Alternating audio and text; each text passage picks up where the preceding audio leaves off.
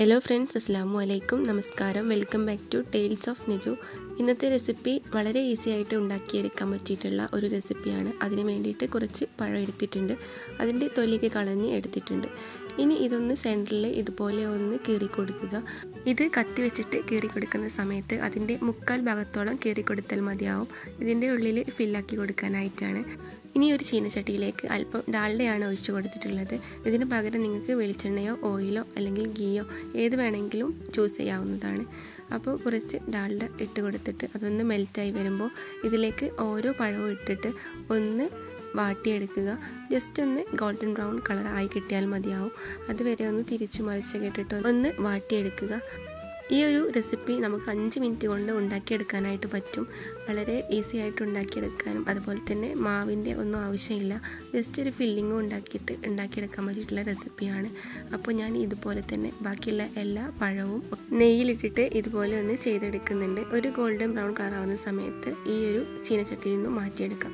അപ്പോൾ മുഴുവൻ പഴവും ഇതുപോലെ ഞാൻ ആക്കിയെടുത്തിട്ടുണ്ട്. ഇനി നമുക്ക് ഇതിലേക്കുള്ള ഫില്ലിങ് തയ്യാറാക്കാം.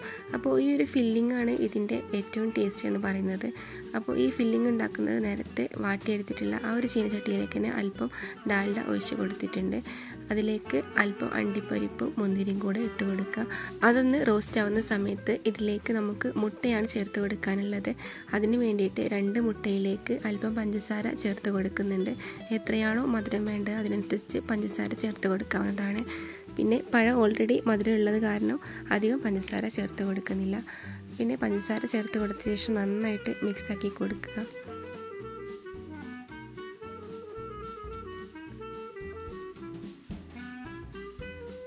അപ്പോൾ മുന്തിരിയും അതുപോലെ അണ്ടിപ്പരിപ്പും ഒക്കെ നല്ല റോസ്റ്റായി വന്നതിന് ശേഷം അതിലേക്ക് നമ്മൾ ഉണ്ടാക്കി വെച്ചിട്ടുള്ള മുട്ടയുടെ ബാറ്റർ ഒഴിച്ചു കൊടുക്കുക. എന്നിട്ട് കൈവിടാതെ നന്നായിട്ടൊന്ന് ഇളക്കിയെടുക്കുക. ഇനി ഇതിലേക്ക് ഒരു ഫ്ലേവറിന് വേണ്ടിയിട്ട് 2-3 ഏലക്കായ ജസ്റ്റ് ഒന്ന് ചതച്ചിട്ട് അതിൻ്റെ സീഡും തൊലിയും കൂടെ ചേർത്തിട്ട് ഇട്ട് കൊടുക്കുന്നുണ്ട്.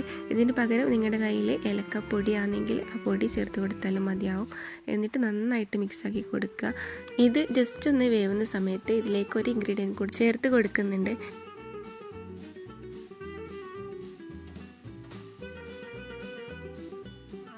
അപ്പോൾ ഇതിലേക്ക് ഞാൻ ചേർത്ത് കൊടുക്കുന്നത് ഒരു 1/4 കപ്പ് തേങ്ങ ചിരകിയതാണ്. ഈ തേങ്ങ കൂടെ ചേർത്ത് കൊടുക്കുമ്പോൾ ഒരു പ്രത്യേക ടേസ്റ്റാണ് ഈ ഫില്ലിങ്ങിന് വരുന്നത്. ഇനി തേങ്ങയും മുട്ടയൊക്കെ നന്നായിട്ടൊന്ന് വഴണ്ടിട്ട് വിട്ട് നിൽക്കുന്ന ആ ഒരു ഫോമിലെത്തുന്ന സമയത്ത് ഫ്ലെയിം ഓഫാക്കി കൊടുക്കാം.